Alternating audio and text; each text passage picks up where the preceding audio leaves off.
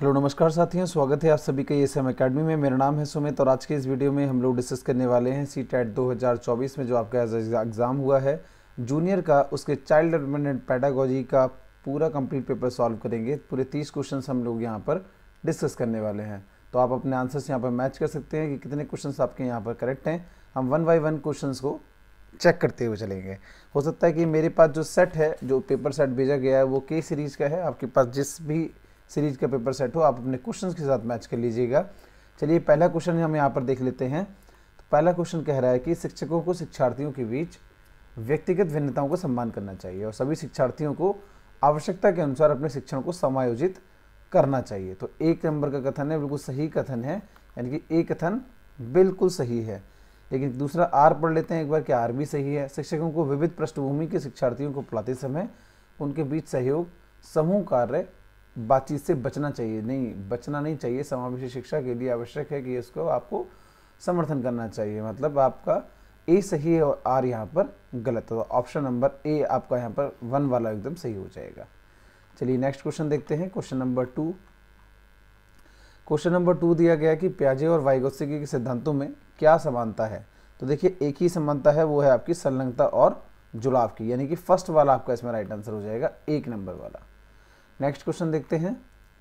Which of the following correctly describe the culturally responsive teaching to cater the diverse groups of the students. छात्रों में विविध समूह को पूरा करने के लिए निम्नलिखित से कौन सा सांस्कृतिक रूप से उत्तरदायी शिक्षण का सही वर्णन करता है। देखिए सुविचारित, अनुकूलित और विविधित, ये 3 तो आ जाएंगे इसमें, लेकिन मानकीकृत नहीं होगा, एक्सटर्नलाइजेशन नहीं होता है यहाँ पे। तो 1, 2 और 3 आंसर इसमें आंसर हो जाएगा, यानी कि फर्स्ट वाला इसमें सही आंसर है। 4th देखेंगे यहाँ पर, जीन पियाजे के अनुसार बच्चे वयस्कों से किस प्रकार भिन्न है। देखिए बच्चों की सोच गुणात्मक रूप से भिन्न होती है बड़ों से। ऑप्शन नंबर ए आपका सही हो जाएगा। नेक्स्ट देखते हैं। You are a teacher, you want to help your student develop the metacognitive skill, which of the following strategies is most likely to foster this type of thinking. देखिए कौन सी strategy ऐसी है जिसमें से आप सबसे ज़्यादा बढ़ावा देना चाहते हैं, अगर आप अपने बच्चों में परासंज्ञानात्मक कौशल विकसित करना चाहते हैं तो उसका राइट आंसर हो जाएगा कि अपने छात्रों को स्वयं से सीखने की और सोचने की प्रक्रिया पर विचार करने के लिए आप उसको क्या करेंगे, प्रोत्साहित करेंगे। ऑप्शन नंबर क्या हो जाएगा आपका, 4th इसमें एकदम राइट आंसर हो जाएगा आपका।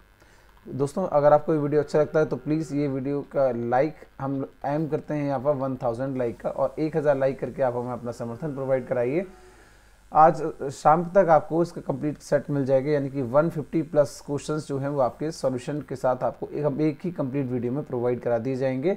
इसमें मैथ और साइंस भी प्रोवाइड कराया जाएगा और साथ में SST के भी सभी क्वेश्चंस लगभग मैं सॉल्व करा दूंगा। ओके, तो प्लीज़ ये इस लाइव को, इस एम को कंप्लीट करिए कि कम से कम 1000 लाइक इस वीडियो पर आप लोगों को करने हैं। चलिए क्वेश्चन नंबर 6 देखते हैं यहाँ पे। अकॉर्डिंग टू लोवेत्स्की, what is the relationship between language and thought. तो लैंग्वेज और थॉट के बीच में क्या रिलेशन कहा गया है। तो वाइगोत्स्की ने कुछ ऑप्शन जो यहाँ पे दे रखे हैं, ऑप्शन देखिए एक बार जरा। भाषा और विचार एक दूसरे से स्वतंत्र हैं। भाषा विचार एक दूसरे से स्वतंत्र नहीं है, एक दूसरे से जुड़े हुए, तो पहला नहीं हो जाएगा। भाषा और विचार विकास की जटिल विनिमय प्रक्रियाएं हैं, ये वाला ऑप्शन आपका इसमें बिल्कुल सही होगा। ऑप्शन नंबर 2 वाला, विनिमय, जटिल विनिमय प्रक्रियाएं हैं। भाषा विचार को आकार नहीं देती है, नहीं, बिल्कुल भाषा विचार को ही आकार देती है, नहीं होना चाहिए था इसमें। और विचार भाषा को आकार देते हैं, ये बिल्कुल गलत है। तो ऑप्शन नंबर आपका इसमें 2 वाला इसमें राइट आंसर हो जाएगा। क्वेश्चन नंबर 7 देखते हैं। एक शिक्षिका खुद से पूछती है, मैं ऐसे अनुभव कैसे प्रदान कर सकती हूँ जिसमें छात्रों को पर्यावरण में विभिन्न प्रकार की वस्तुओं को वर्गीकृत करने और उनकी वर्गीकरण के स्कीमों का विश्लेषण करने की आवश्यकता हो। वह छात्रों में किस प्रकार की बुद्धिमत्ता को बढ़ाने की कोशिश कर रही है। देखिए शिक्षिका यहाँ पर बात आई है पर्यावरण की, तो पर्यावरण के लिए डायरेक्ट आपका कॉन्सेप्ट आ जाता है प्राकृतिक बुद्धिमत्ता की बात कर रही है शिक्षिका, अगर पर्यावरण के बारे में अपने बच्चों की बुद्धि विकसित करना चाह रही है तो। क्वेश्चन नंबर 8 देखते हैं। क्या feedback of the student in the classroom is most effective when. देखिए बच्चों का जो प्रतिक्रिया है सबसे प्रभावी कब होगी। देखिए सीखने की गतिविधि के दौरान होगी और सीखने की गतिविधि के बाद भी होगी, यानी ऑप्शन नंबर आपका 4 इसमें राइट आंसर हो जाएगा। चलिए क्वेश्चन नंबर 9 देखते हैं। रमा है एक शिक्षिका जो वाइगोत्स्की के सिद्धांत को अपनी कक्षा में लागू कर रही है। वो एक चुनौतीपूर्ण कार्य को पूरा करने के लिए अपने छात्रों को समूह में काम करने के लिए नियुक्त करती है। कार्य के दौरान एक छात्र का महत्वपूर्ण संकल्पना को समझने के लिए संघर्ष करता है। तो रमा को छात्र की मदद करने के लिए क्या करना चाहिए? देखिए, छात्र को एक अलग तरह का कार्य सौंपे जो उसकी योग्यताओं के अनुकूल हो। अगर उसकी योग्यताओं के अनुकूल कार्य सौंप देगी रमा, तो यहाँ पर क्या होगा कि जो योग्यताएं उसमें विकसित की जानी है वो कभी विकसित हो ही नहीं पाएंगी। सेकंड देखते हैं यहाँ पे कि छात्र के साथ समस्या पर काम करें और समूह के अन्य सदस्यों को शामिल करते हुए आवश्यकता अनुसार मार्गदर्शन और प्रतिपुष्टि करें। ऑप्शन नंबर सेकंड वाला इसमें बहुत ज़्यादा पॉजिटिव लग रहा है, तो इसमें राइट आंसर इसका 2 ही मान के चलिए आप, बिल्कुल 2 वाला इसमें सही आंसर होगा। चलिए अगला देखते हैं, change and stability in emotions, personality and social relationship together constitute. देखिए, इस प्रकार की चीज़ें मनोसामाजिक विकास कहलाती हैं, यानी कि साइकोलॉजिकल डेवलपमेंट्स कहलाती हैं। फर्स्ट वाला इसमें आपका राइट आंसर हो जाएगा। भावनाओं, व्यक्तित्व, सामाजिक संबंधों में परिवर्तन और स्थिरता आपका मनोसामाजिक विकास कहलाता है। क्वेश्चन नंबर 11 देखेंगे, कंस्ट्रक्टेड टीचिंग लीड्स टू, खोज आधारित हो जाएगा यानी कि डिस्कवरी। चलिए 12वां क्वेश्चन देखते हैं, प्रगतिशील शिक्षा में बच्चों को किस तरह देखा जाता है? तो प्रगतिशील कक्षा में हमेशा बच्चों को ज्ञानवर्धक और अर्थ की रचना करने वालों के रूप में देखा जाएगा। इसमें ऑप्शन नंबर आपका फर्स्ट वाला एकदम करेक्ट आंसर हो जाएगा। नेक्स्ट क्वेश्चन देखते हैं, जीन पियाजे का संज्ञानात्मक विकास सिद्धांत बताता है, आप सब लोगों ने पढ़ रखा होगा, डायरेक्ट क्वेश्चन बना हुआ है। सेकंड वाला आपका राइट आंसर हो जाएगा। शिक्षा का बल गतिविधि के परिमाण पर होना चाहिए, ना कि सोचने की प्रक्रिया पर। ऑप्शन नंबर, सॉरी माफ कीजिएगा, इसमें ऑप्शन नंबर फर्स्ट वाला, सॉरी, पाठ्यक्रम को बच्चों के आयु समूह व चरणों को ध्यान में रखकर किए जाना चाहिए। फर्स्ट वाला इसमें राइट आंसर इसमें हो जाएगा आपका। नेक्स्ट देखते हैं आपका इसमें क्वेश्चन नंबर 14, महारत हासिल करने के लक्ष्य निर्धारित करने से छात्र की अभिप्रेरणा और योग्यता के बारे में विचार कैसे प्रभावित होते हैं? तो क्या होता है कि ये अक्सर छात्र योग्यता के वृद्धिशील दृष्टिकोण में वृद्धि हुई और आंतरिक अभिप्रेरणा, देखिए वृद्धिशील दृष्टिकोण में बढ़ी हुई वृद्धि और आंतरिक अभिप्रेरणा में विश्वास को दर्शाता है। तो ऑप्शन नंबर 4 आपका इसमें राइट आंसर हो जाएगा। नेक्स्ट क्वेश्चन देखते हैं, क्वेश्चन नंबर 15, कथन दे रखा है आपका कि किशोरावस्था के दौरान जेंडर अपेक्षाओं के अनुरूप स्त्रीत्व या पुरुषत्व की परंपराओं का पालन करने के लिए दबाव बढ़ जाता है। बात सही है। ऑप्शन नंबर ए बिल्कुल सही, यानी कि अभिकारण जो है, अभिकथन बिल्कुल सही है। कारण जांच लेते हैं, जेंडर और जेंडर भूमिकाएं जैविक रूप से निर्धारित की जाती है। नहीं, जेंडर भूमिकाएं जैविक रूप से निर्धारित नहीं की जाती हैं, जैविक भूमिकाएं तो निर्धारित नहीं की जाती हैं। नेक्स्ट राइट आंसर हो जाएगा आपका ए सही है और आर आपका गलत है, यानी कि ऑप्शन नंबर ए आपका सही है। चलिए आगे देते हैं, कथन दे रखा है आपको कि शिक्षकों को विद्यार्थियों के बीच बहस, चर्चा और सहयोग को प्रोत्साहित करना चाहिए। कथन बिल्कुल सही है। कारण देखते हैं आपका, ज्ञान उत्पादन एक निष्क्रिय प्रक्रिया है और सामूहिक गतिविधियों में संलग्नता अर्थपूर्ण अधिगम में बाधा डालती है। देखिए, सामूहिक गतिविधियां अगर होंगी तो ये अर्थक्रम में बाधा तो नहीं बन सकती हैं, तो यानी जो कारण है वो आपका नेगेटिव है। तो हम किसको मान के चलेंगे आंसर? ऑप्शन नंबर 1 को, यानी ए सही है और आर गलत है। चलिए नेक्स्ट क्वेश्चन देखते हैं, दृष्टिवादी विद्यार्थियों के बारे में कहा जा रहा है कि कक्षा में भागीदारी लेने से बाधा क्या डालता है? उनको सहायता करता है, तो ये भी सही है। ग्राफिक आप सामग्री के स्पष्ट तरीके दे सकते हैं, तो ये भी दृष्टिवादी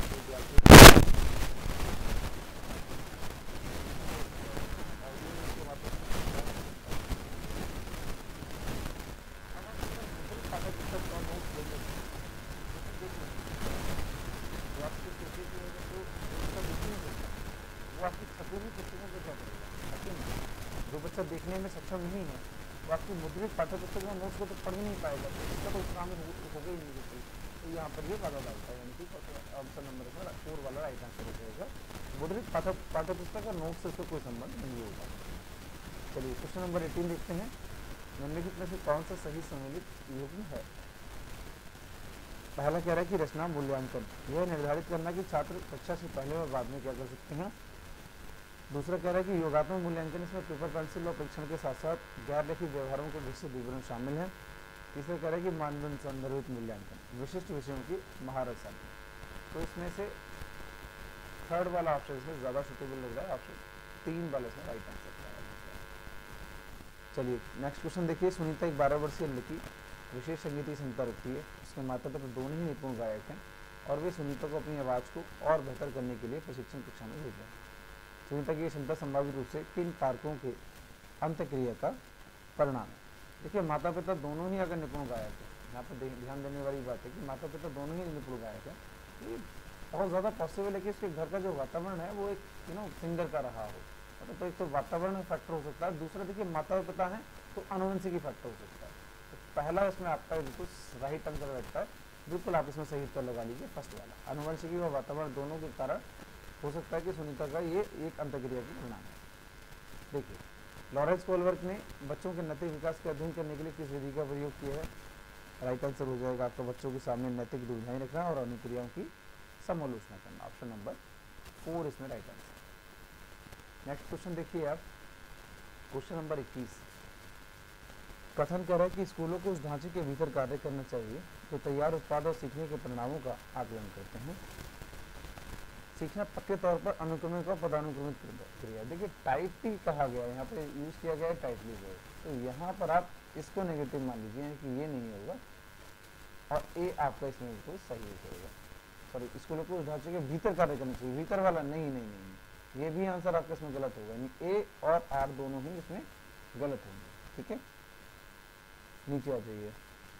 निम्नलिखित में से कौन सा कथन स्वलीनता के संदर्भ में सही है? स्वलीनता की बात चलिए, स्वलीनता एक तांत्रिकीय विकासात्मक विकार है, ऑप्शन नंबर 4 इसमें राइट आंसर हो जाएगा। तांत्रिकीय विकासात्मक विकार है, autism is a neuro development disorder.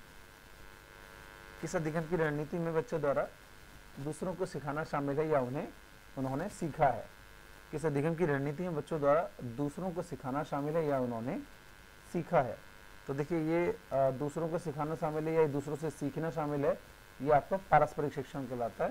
ठीक है, बच्चे आपस में सब चीज़ें मिल करके सीख लेते हैं।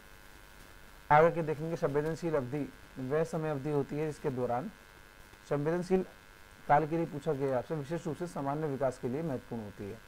तो संवेदनशील अवधि पर्यावरणीय कारक विशेष रूप से सामान्य विकास के लिए महत्वपूर्ण होती है, यानी फर्स्ट वाला ऑप्शन इसमें आपका राइट आंसर होगा। ऑप्शन क्वेश्चन नंबर 25 देखते हैं। Students struggling with the dyslexia can be taught to read. कह रहा है कि पठन वैकल्य से जूझ रहे छात्रों को पढ़ाना सिखाया जा सकता है, किस तरीके से? Through the systematic phonological training. तो सिस्टमैटिक फोनोलॉजिकल ट्रेनिंग के माध्यम से आप डिसलेक्सिया से ग्रसित बच्चों को पढ़ना लिखना सिखा सकते हैं। मतलब आपका ऑप्शन नंबर 3 बिल्कुल इसमें सही आंसर हो जाएगा। Through the systematic phonological training के माध्यम से आप जो डिसलेक्सिया से पीड़ित बच्चे हैं उन लोगों को आप सिखा सकते हैं। राइट, नेक्स्ट क्वेश्चन देखें, question number 26 which of the following question prompt analytical thinker. तो देखिए विश्लेषणात्मक चिंतन को बढ़ावा कौन सा देता है इसमें से किसी का जो ऐसे क्वेश्चन जिनका ना केवल फिक्स आंसर आता है, तो ये आपका कुछ एनालिटिकल थिंकिंग को नहीं बढ़ाता है।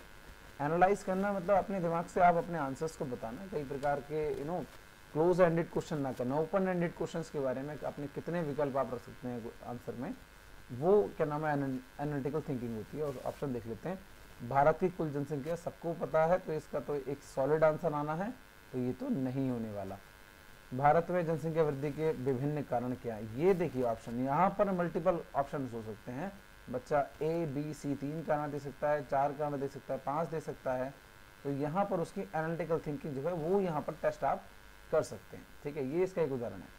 भारत की राजधानी दिल्ली है, ये सबको सॉलिड आंसर आएगा इसमें, तो ये नहीं होगा। तीसरा वाला कितने राज्य हैं? 28 है, तो ये भी नहीं होगा क्योंकि इसमें भी आपके फिक्स्ड आंसर आ रहे हैं। नेक्स्ट क्वेश्चन देखते हैं। कहा गया कि शिक्षकों को बच्चों के प्रयोग के लिए बहुत सारे अवसर देने चाहिए और उदाहरणों और गैर उदाहरणों पर चर्चा करनी चाहिए। ठीक है, क्वेश्चन नंबर 27 दिया गया, समझेंगे एक बार। शिक्षकों को बच्चों के प्रयोग के लिए बहुत सारे अवसर देने चाहिए और उदाहरणों और गैर उदाहरणों पर चर्चा करनी चाहिए। बात सही है बिल्कुल। एक शिक्षक को चाहिए कि बच्चों को बहुत सारे अवसर दे, उनको अवसरों की कमी नहीं रहनी चाहिए, उनको टाइम देना चाहिए, उदाहरण और गैर उदाहरण से चीज़ों को प्रस्तुत करे। ठीक है, उस पर चर्चा की जानी चाहिए, उनके आसपास की वस्तुओं के बारे में चर्चा की जानी चाहिए। जो डेली लाइफ के रूटीन, जो बच्चों की रूटीन लाइफ से रिलेटेड एग्जाम्पल्स हैं उनके बारे में आपको यहाँ पर चर्चा करनी चाहिए। कारण देख लेते हैं एक बार। बच्चों में गलत धारणाओं से निपटने का एक रचनात्मक तरीका विपरीत उदाहरण प्रदान करता है। तो देखिए क्या सही बात है, बच्चों में गलत धारणाओं से निपटने का एक रचनात्मक तरीका विपरीत उदाहरण प्रदान करता है। तो इसमें आपका ऑप्शन सही हो जाएगा थर्ड वाला। मतलब कहने का ए और आर दोनों सही हैं और ए जो है वो आर की सही व्याख्या करता है। क्वेश्चन नंबर 28 देखेंगे। एशियाई संस्कृतियों में जो सामाजिक सद्भावना पर जोर देते हैं, क्रोध के अभिव्यक्ति को हतोत्साहित किया जाता है और शर्म को प्रोत्साहित किया जाता है। देखिए यहाँ पर जो एक वर्ड है शर्म, ये थोड़ा सा डाउटफुल है, ठीक है, इस पर देख लीजिएगा। भावनाएं व्यक्तिपरक हैं और सीखने में कोई भूमिका नहीं निभाती हैं, तो ये तो बिल्कुल गलत है, क्योंकि भावनाएं व्यक्तिपरक तो नहीं है लेकिन सीखने में काफ़ी भूमिका निभाती हैं, ठीक है। तो इमोशंस जो है ऐसा नहीं है कि वो सीखने में कोई भूमिका नहीं निभाता है, तो ये नेगेटिव कथन हो जाएगा, इसको आप काट दीजिए। पहला वाला ऑप्शन सही है और आर जो है यहाँ पे क्या हो जाएगा, वो गलत है। यानी कि मैं इसको एक आंसर करता हूँ, यानी कि ऑप्शन नंबर 1 वाले पे मैं आंसर करता हूँ। आप लोग अपने आंसर कमेंट में बॉक्स में बताइएगा कि क्वेश्चन नंबर 28 के लिए आपने क्या लगाया हुआ है और कितने क्वेश्चंस आपके यहाँ पर करेक्ट बैठते हैं। साथ ही साथ 1000 जो हमने लाइक रखा है, 1000 लाइक्स का इस वीडियो का, तो प्लीज़ इस वीडियो को लाइक करिए और अगर चैनल पर आप नए हैं तो चैनल को सब्सक्राइब जरूर कर दीजिएगा। सब्सक्राइब करके बेल आइकन आप जरूर प्रेस कीजिए, इससे आने वाली वीडियोस की नोटिफिकेशन आपको मिलती रहेंगी। चलिए नेक्स्ट क्वेश्चन देखते हैं। In order to develop the critical thinking among the student the teacher should do. What teacher should do, देखिए क्या करना चाहिए कि ऐसे सवाल देने चाहिए इसमें निष्कर्ष और व्याख्याएं हों। अब फिर देखिए यहाँ पर क्रिटिकल थिंकिंग की बात आ रही है। क्रिटिकल थिंकिंग मतलब बहुत ज़्यादा कई तरीक़ों से आप बच्चे को सोचने का सिखा सकते हैं। ऑप्शन और भी ऑप्शन देखते हैं। ऐसे सवालों से बचना चाहिए जिसमें विवेचन और विश्लेषण की आवश्यकता हो, बिल्कुल नहीं। ऐसे सवाल तो देने चाहिए क्योंकि आप क्रिटिकल थिंकिंग सिखा रहे हैं, ठीक है, तो ये तो नेगेटिव हो जाएगा इसके लिए। केवल ऐसे ही सवाल पूछे जाने चाहिए, इनका एक उत्तर हो। मैंने आपको बताया था कि एक उत्तर जिसका होगा वो क्रिटिकल थिंकिंग के नज़रिए में नहीं आएगा, तो सिंपल से आंसर रटा भी जा सकता है यहाँ पर, ठीक है। तो क्रिटिकल थिंकिंग वो है कि इसमें थोड़ा सा विचार, बच्चा ना थोड़ा सा सोच करके उसके कई मल्टीपल आंसर करे, आपको कई तरीके से आंसर करे।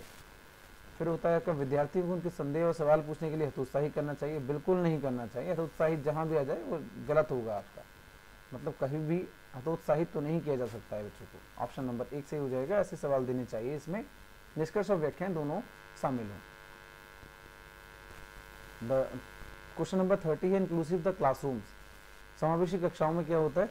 समावेशी कक्षाओं, ऑप्शन नंबर दे रखे हैं, इसमें आपके अलग अलग भिन्नताओं के अनुसार विविधित निर्देश दिए जाते हैं। बच्चों के बीच हर तरह की विभिन्नता को दूर करने का लक्ष्य रखती है।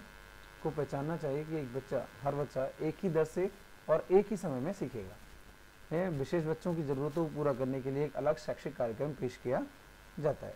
देखिए समावेशी कक्षाओं में बच्चों के बीच हर तरह की विभिन्नता को दूर करने का लक्ष्य रखा जाता है।